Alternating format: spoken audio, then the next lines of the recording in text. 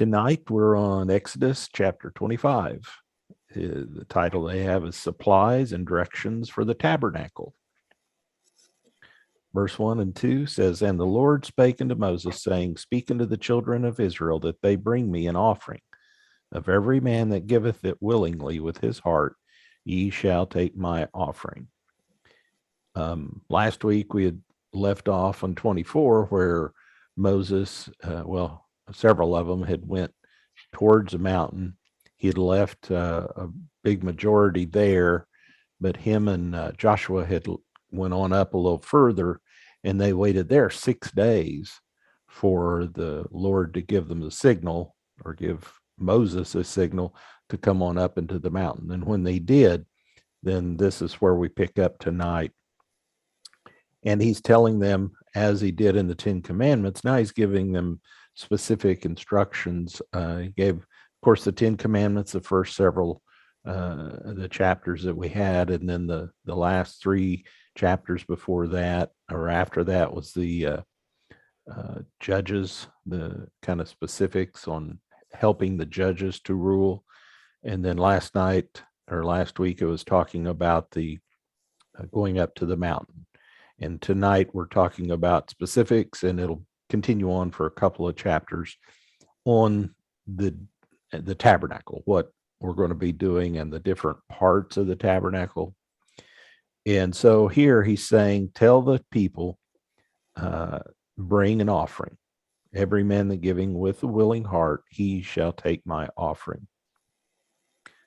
So God could have done this all by himself. He could have completely done everything, but he wants our input. He wants us to be able to do something, to have, to work for him. So here, all the materials for the building of the tabernacle were to be supplied by the people. Again, this wasn't because God couldn't have provided it, but he wanted it to do this way. He's developing the people to have a giving heart. And of course, this represents his attitude or his love for us, because of course in John 3:16 it says, For God so loved the world, he gave his only son for us, of course. It says, therefore we must be givers, not so much because God or the church needs our money, because we must be conformed to the image of God. God is, he gave us everything we have around us. I mean, he gave us the world. He built the world for us. He built the universe. I've been reading the book I bought back when we went to the Ark. Ken Ham, the kind of director of the Ark, wrote From Genesis to Babel. And it's very interesting. It goes through, and we might use that for a Bible study too once or something, but it's very interesting. It goes through a lot. He doesn't call it a tithe either. No. I mean, it's a free will offering. It's an offering for them. He's trying to, much like they got an offering from the people when they left Egypt, now he's asking them for a part of that offering, or part from that. And we'll get into some more specifics here, but verse 3 says, And this is the offering which ye shall take of them. So he was telling them, he's kind of being a little specific. Gold, silver, and brass, blue and purple and scarlet and fine linen, goat's hair and ram's skins, dyed red, and badger skins, and shittim wood. And that's look down through here, Acacia. I think it's what it is. Acacia is the way they show it. Onyx stones and stones to be set in the ephod and the breastplate. So it says these offerings, each one of these materials was going to be used in the building of the temple or the tabernacle. It's a little different. The tabernacle is a moving temple, if you want to say it that way. It can be moved. It can be tore down. It was tore down several times and put put back together. And I'm going to share my screen just a minute, see if I can do this. On the back of your page, and I need to bring it up so I can see it. Can you see it now? Yes. Okay. Right in here is the temple, and I don't think I can make it any larger. Let me see. View, zoom. Let's go page width. Makes it a little larger. But as we go through here, there's several layers that we see through here, and this is because it's to keep it from getting wet. That's all the different hides that it was asked for. The different materials, the wood that's made of, all the gold and everything that's inside it. We will see that. Now, the question is, where did that go to? Is that behind? Should have practiced this a little bit. How I stopped sharing.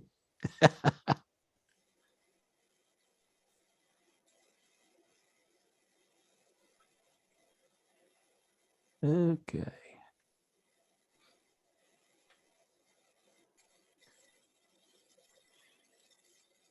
Anyway, we'll go forward and I'll just continue to share. You don't have to look at me, but it says in the proportion of the finished tabernacle, the present day value of these materials is more than $13 million. And that the combined weight would be almost 19,000 pounds. That's a lot of material to be donated. It kind of, but you got to remember, there's about 2 million people there too. So, each one of them here again just had to give a little bit of what they had. Some of the different things, it asked for blue and purple and scarlet and linen to be used as they were in Egypt. Egypt is known for their linen. We even today the sheets, they always say the Egyptian linen is the best. I'm not sure that's true, but it always says it that way. But they did have a way of producing it where it was very fine, very soft, and that's being with them for 400 years. I'm sure they learned how to make it, and that's going to be for the high priest. Some of the garments that are made for them and all the priests, all that. But you notice it has blue, and if we get closer, and I'll show you some, and even the veil itself has blue and purple in it. It's amazing to me, if you hadn't read this, it says the dye for the color blue was extracted from a shellfish, and you could get different colors or hues of the blue. Purple came from a snail, Murex snail. It was a red color, purple red. And the scarlet came from dried powdered eggs and bodies of a particular worm. Don't you know that took forever to try to get all that? It's amazing how much they had to go through to get all that to make all these different garments. I mean, today we don't think nothing about it, about going and getting our shirts from Walmart or whatever, but we don't really think of how it goes about, how to make we don't go through and actually make our cotton, get the cotton and spin it, and all the different polyesters, all that we have now, nylon, all the different things. We don't even think about that, but that's what they had to do. And it took a lot of time in doing that. Talked about the fine linen, the goat hairs. It says its coverings made from this was typically black and coarse, similar to what we would say our modern felt. So that'd be kind of an insulating value. And the ram's skin would be more what we would think about as leather. It took the wool off of it, so it was the leather part of it. And it says badger skin, and they say the translation on this phrase is a little different. It could actually be referring to porpoises or manatees. And that would, to me, make sense because those animals, their hides are water resistant. And if you had that on there, it would shed water for sure. If you stitched it all together, it wouldn't leak as much. And that's why they had multiple layers too. You can see, doesn't say here where it is, but one of them that I was reading, it shows you the different layers that they have as they covered this tabernacle. And this is an image of what they think it was like. We don't have any pictures of that, but we do have, I'll show you a little later on, some symbols from a Colosseum or from an ark in Rome of some of what was in the temple. Verse 8 and 9 says, "And let them make me a sanctuary that I may dwell among them, according to all that I shew thee, after the pattern of the tabernacle and the pattern of all the instruments thereof. So even so shall ye make it." So this is a representation also as we get into it. Sorry, got internet went down, I guess, or something. But I was talking about the sanctuary, and this is a pattern that's made after God's dwelling place, as in heaven. And this is where God abides. Later on, when they put this together and actually Solomon builds the temple, God's presence moves into it, just like his presence will move into the tabernacle here in a couple of chapters.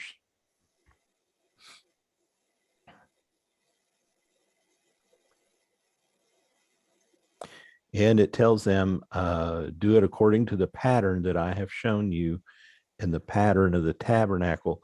And this pattern, the word that's used means basically an architect's model. It was very detailed on how this was built.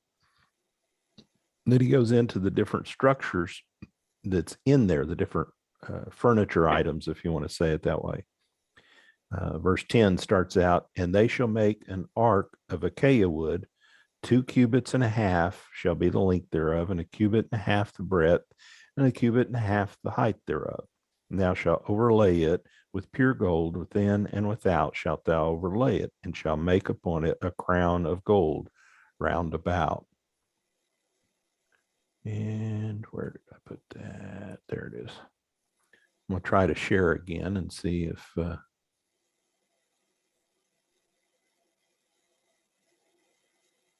not sure. Share. So this is one of the representations that we think it may be looking at, if you can see it there. And so it's a cubit, 2 cubits and a half shall be the length, a cubit and a half the breadth, the width of it, and then a cubit and a half the height. And it's basically, it's talking about this portion. Okay, so it's basically a box.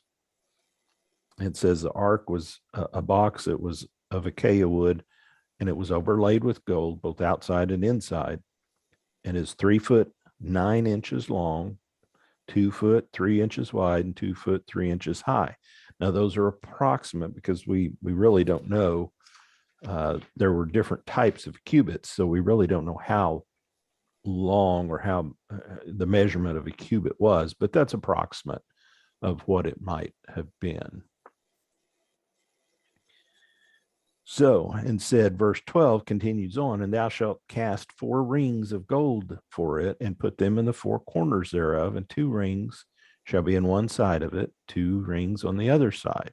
And thou shalt make staves of acacia wood, and overlay them with gold. And thou shalt put the staves into the rings by the sides of the ark, that the ark may be borne with them. The staves shall be in the rings of the ark, thou shalt not be taken from it." And on that second page of there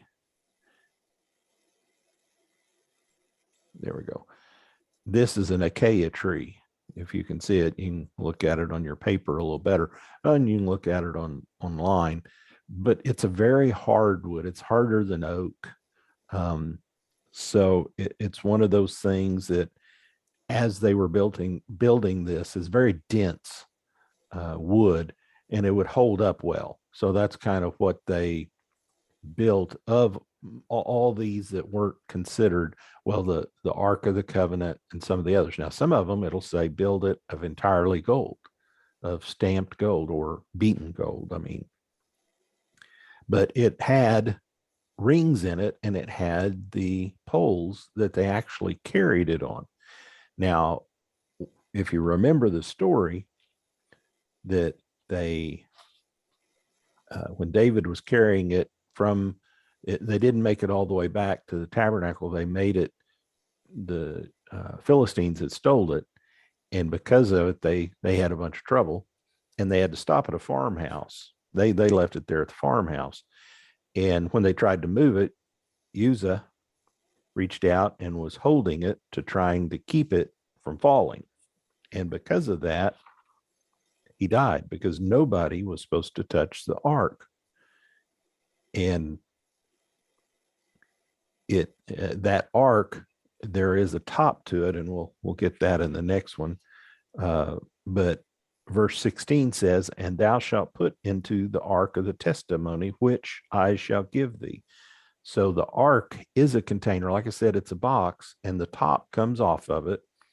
And of course, if you've seen the Indiana Jones movie, there was nothing in the ark, but at that time, God told them to put some items in the ark, and he would later instruct them. It tells them to put the rod, Aaron's rod that budded. Okay, put that in there. The golden pot that had the manna, they gathered some manna and left it in there. And then the law, of course, the law was put in there. The 10 Commandments was put in there.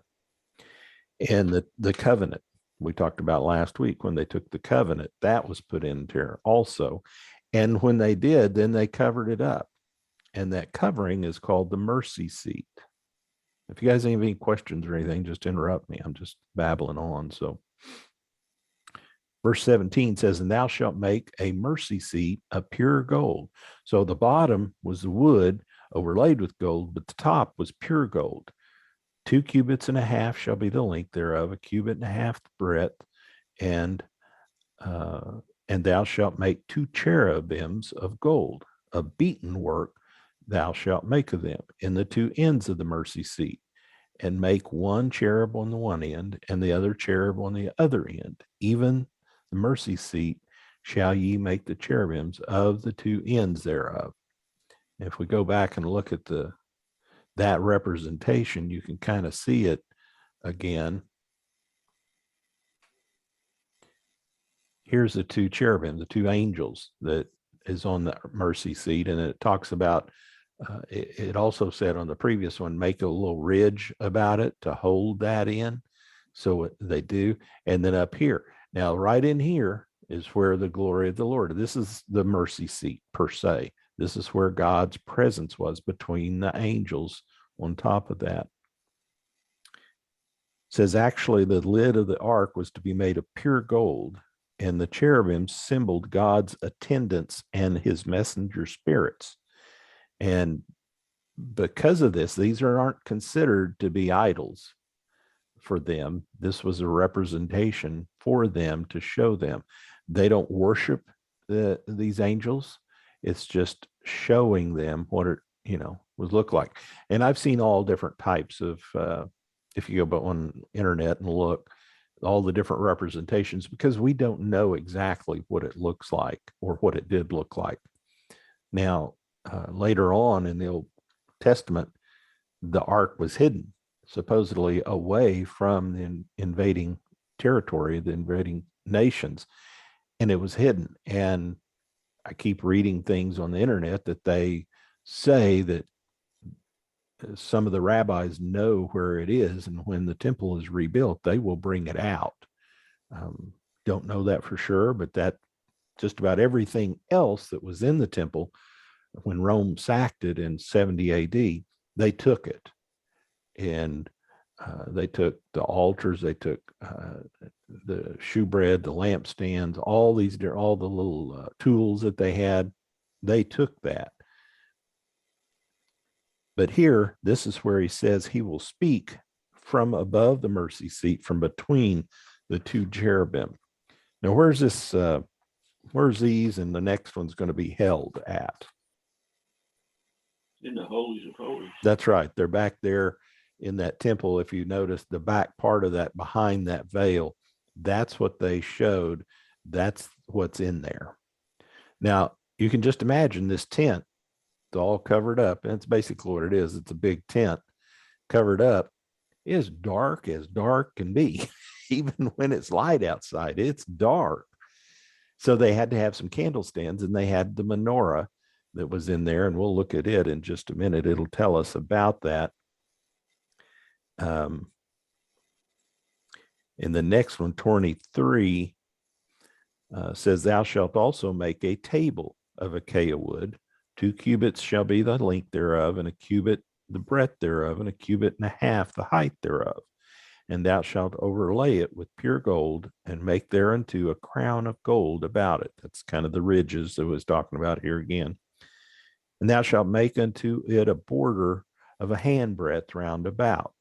And thou shalt make a golden crown to the border thereof round about. And thou shalt make for it 4 rings of gold, and put the rings in the 4 corners that are on the 4 feet thereof. Over against the border shall the rings be for the places of the staves to bear the table. And thou shalt make the staves of acacia wood, and overlay them with gold, that the table may be borne with them. And thou shalt make the dishes thereof, and the spoons thereof, and the covers thereof, and the bowls thereof, to cover withal of pure gold. Thou shalt make them. And I'll show you this. It's on the back again. Here is the table for the showbread that they're talking about. And let me stop this, and I'm going to show you another one. I was going through the other day. Show you this.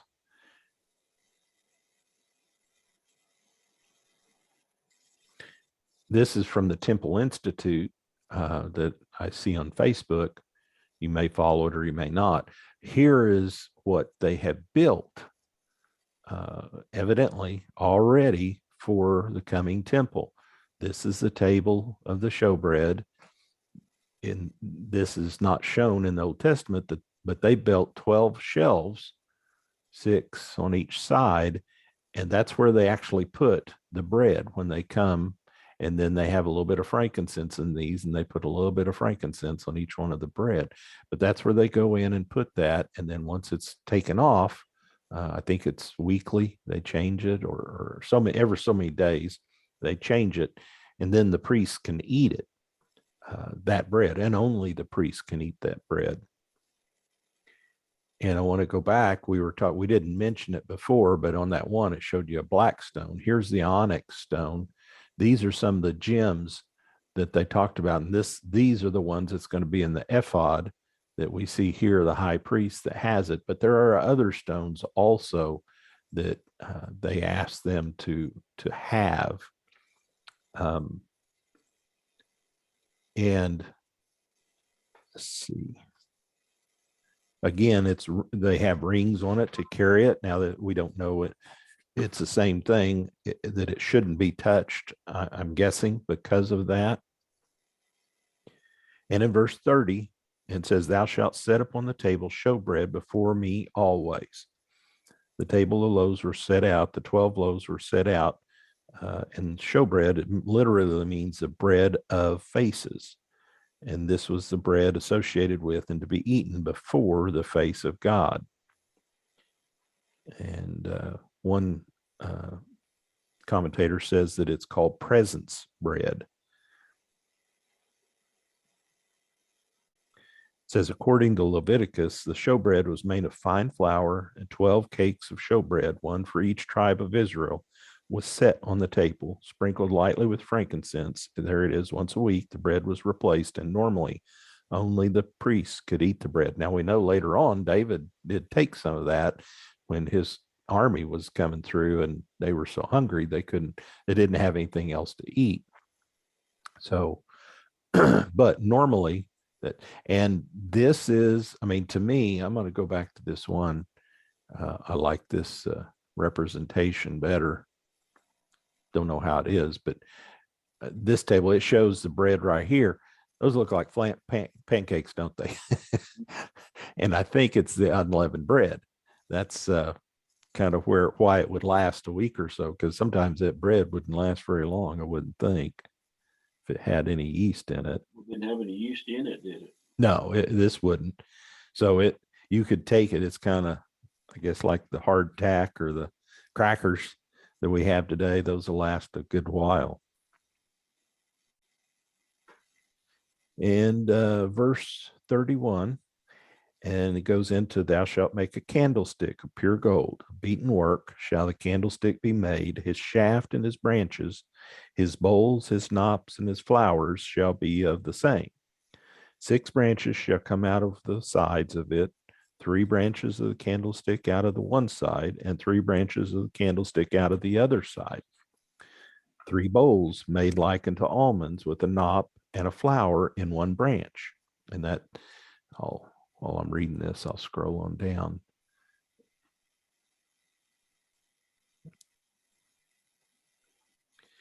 So you can see the knops that's in there that they talk about.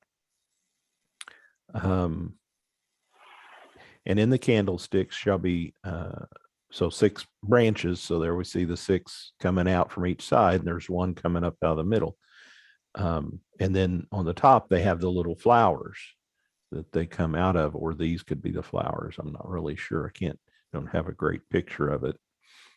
It says, there shall be a knop under 2 branches of the same, and a knop under 2 branches of the same, and a knop under 2 branches of the same. So it's kind of going through here. These are the knobs. I guess that's what I would refer to them. According to the 6 branches that proceed out of the candlestick, because the middle one doesn't have any except these here as they're going up and down. Their knops and their branches shall be of the same. All of it shall be beaten pure gold, pure work of gold. Man, don't you know that thing was heavy? Because gold is not light. And then it had up here the oil, the little leaves that would hold the oil in it to have the candlesticks. Now this one, that's the end of what we're talking about, but I want to show you something real quick. Let me close this, stop sharing. And we talked about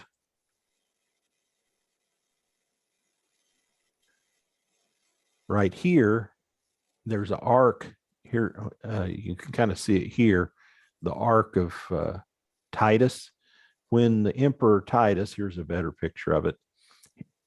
When he came back from Jerusalem, this was built for him as a celebratory, as several of the arks did after major wars.